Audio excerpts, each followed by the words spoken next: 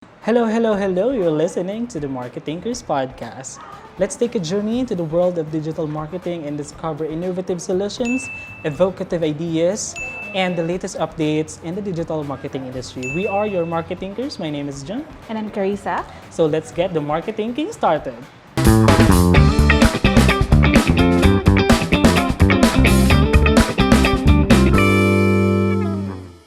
So, Jim, it's our second episode. Second episode for season 2. Woo! Yes. So for today's topic, we're going to talk about one of the most popular things on the internet right now. So let's call this episode Instagram Reels versus TikTok. Which is better for your business? Reels versus TikTok ang pag-uusapan natin. So titingnan natin kung ano nga ba yung mas babagay sa mga business owners if ever they use Reels or TikTok. Gaano ka ba nagbababad sa TikTok? TikTok, I can stay 1 to 3 hours. Oh my gosh. Ganon.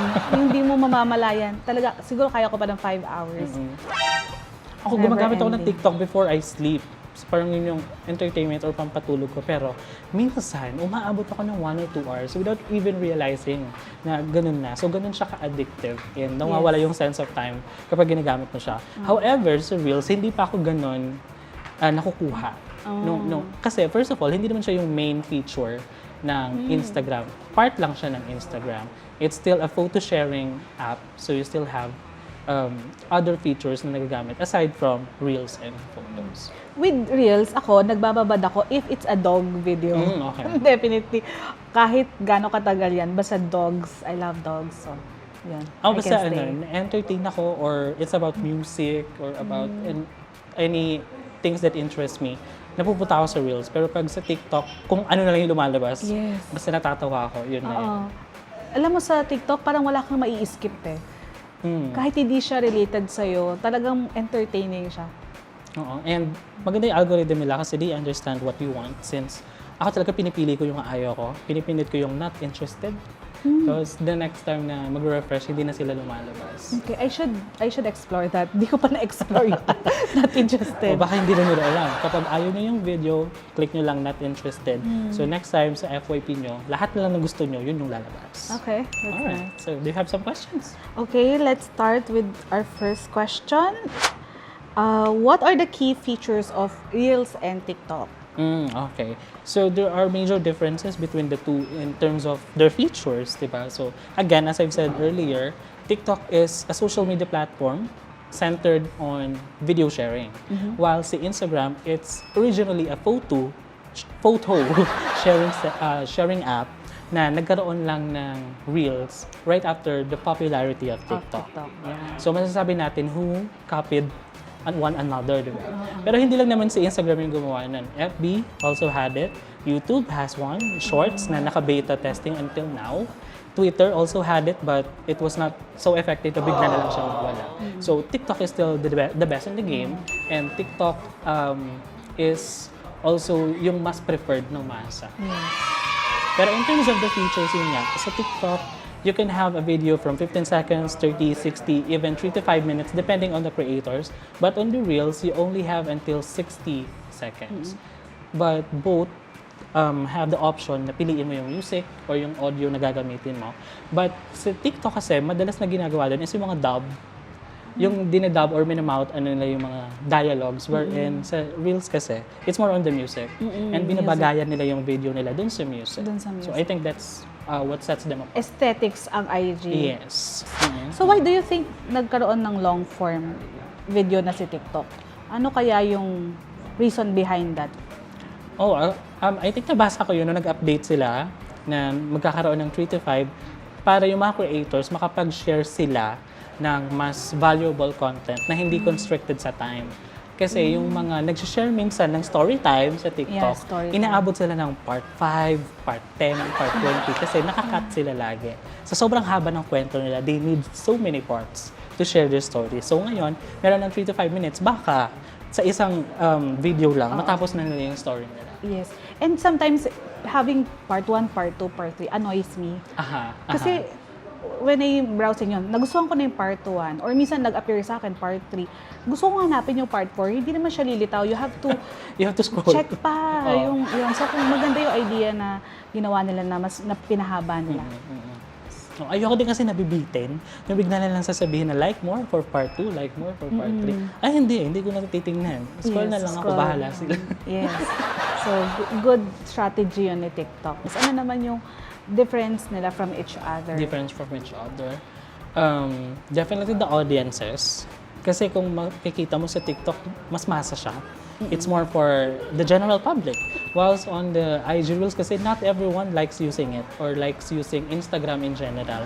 Kasi first of all, sa Instagram, mas nangunguna din yung mga aesthetic, yung mga magandang tingnan, yung mga mukhang mahal, luxurious, elevated, mga ganyan. Well, sa TikTok, kahit yung mga pinakamalabong videos, Pwede entertaining pa din or nakakaroon pa rin ng maraming tractions or views, di ba? Ang maganda sa Reels, then difference nila is, since Reels is a rising feature ni Instagram, mas pinaprioritize agad ni Instagram yung mga content ng Reels. When I scroll my feed, after ko makakita ng mga photos, next ipapakita yung Reels nung brand na sinusundan ko. So instead of the photo, so which for me is good, lalo na kung attention grabbing yung asset na nilabas nila. What is the best strategy for each platform? Let's start first with IG Reels. IG Reels. Really get to know your audience, lalo na kung you have a brand na may specific target market or may niche, kumbaga. So you really have to know them para when you release Reels or lo-fi videos as Reels, maraming tractions or nare-reshare nila yon or they also reshare those sa mga stories nila or nire-repost nila, things like that. And ano talaga, the quality sa Reels should be elevated lang ang konti lang naman kasi iba talaga yung impact kapag aesthetically pleasing siya, lalo na nasa Instagram ka. And with Reels, for me, it doesn't need a lot of editing, especially if the video that you capture is maganda na, high-end na. You just launch it there and as long as interesting yung topic, magkakaroon na siya ng maraming views. That's what I noticed. And how about TikTok naman? Siguro for me sa TikTok, best strategy is to produce long-form content. Even ads right now, brands that do ads, mahaba yung ads na pinapakita nila sa TikTok. So you can double on that. Yeah, and sa TikTok kasi you're free as a bird. So kahit anong type of videos ang gawin mo, meron kang makukuhang audience na dedicated na gusto makita kung ano yung mga next na gagawin mo or kung ano ba yung mga susunod doon sa mga nilalabas mo sa TikTok. Whereas sa Reels talaga, you have to stick to one category or one thing just to be consistent with your branding or with the creative choices that you are. Which platform should a business owner use? Should they use Reels or should they use TikTok? Well, you can try both.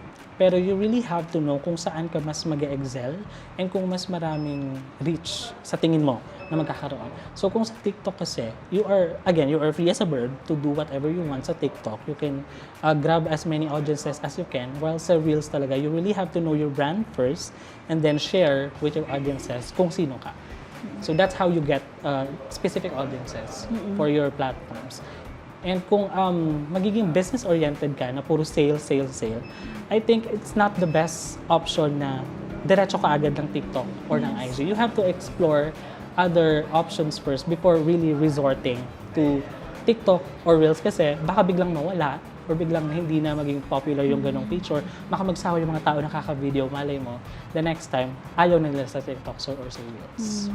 And I hear a lot of marketing expert na sinasabi na TikTok can bring you ROI, which for me, hindi pa ako ganun ka-convinced. Kasi, not in this market. Not in this market. You have to determine kung anong vertical or industry yung effective yung TikTok. Kasi I feel like fashion, yan. Yeah. Food, it can bring you ROI. But other industries, not so much. Like, maybe not sure in terms of the ROI, maybe awareness. So, siguro as a business owner, as a brand, you have to really see if digital first, like what we always say. Kung saan yung consumer mo, if they are on TikTok, you should be on TikTok. And you don't have to rely all of your digital marketing efforts to one app or one platform.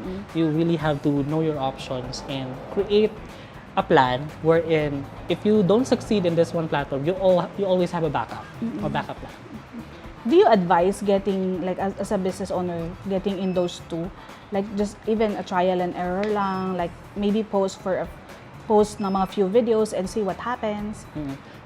If automatically they have an Instagram account, syempre, we always encourage them to try Reels. Kahit short-form videos lang or quick videos lang, pwede nilang i-share doon. Kasi it doesn't hurt naman to try.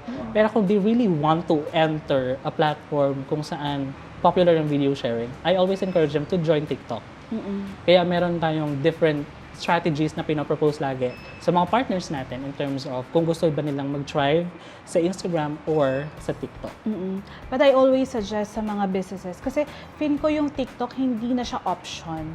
Parang even you are a small business or a brand, create your own account. Yeah. At least claim that, diba? Kasi mali mo, someone will sign up for your account, get that, ibenta sa'yo soon, diba? At least start with step 1. Just create an account, claim your business name there, and next na yung iisipin mo kung anong mga materials na pwede mong i-post. Start from that. Kasi sooner or later talaga, TikTok may, diba? May replace Facebook, may surpass Facebook. So at least andun na, na-build na yung authority mo doon or na-build na yung place mo doon sa TikTok. Yeah, and while TikTok is rising to the top, you have to let your audience know that you exist already. Hindi pwedeng late ka to the party once they become big talaga. The future of video-based content in social media, what do you think about that? Yeah, I think we have mentioned it before in our predictions for 2022 last December in our final episode in season 1, is that video would be really the number 1 priority for all social media, especially dun sa mga video sharing platforms. So, technically, yung pag-rise up ni TikTok, yung features ni Instagram Reels, FB Reels, those would be really the number 1 thing na every content creator, every brand would fight for. Yung attention ng audience, kung kanino sila magstay, kung kanino sila magpa-follow or magsusubscribe. Attention is the new currency in Yes. social media. So when you grab the attention of your audience, you get the trust. And trust can be a transaction at the end. So it's very important na at least you start very basic sa TikTok. Sa IG, Reels naman, it's part of an IG. So just upload your material, maybe you can just repurpose your existing material and put it out there and see what happens. If you get views, it means it's effective and you're getting attention. So, do not be discouraged kung konti lang. Kasi still pinapag-aralan pa rin ng platform kung ano yung best for you and your audience. So, just continue putting content out there. Alright. So, I guess my key takeaway here is that if you're a business owner, and wala ka pang TikTok or wala ka pang Instagram, what are you doing? It's digital first era na. So, you have to enter those platforms agad-agad. Yes, definitely. I totally agree with Jim. Yun, wala na ako may dadagdag pa. I totally agree with him with diving on the TikTok and Reels as soon as possible. Yeah. Okay, so again, Instagram Reels versus TikTok, which is better for your business? You are the one to decide. Yes. We just gave you some ideas, so ikaw na bahala sa decision mo. Alright? Okay. Yeah. Alright, so that's a wrap for this episode. You have just listened to the MarkeThinkers Podcast. And thank you so much for tuning in and watching this very special episode.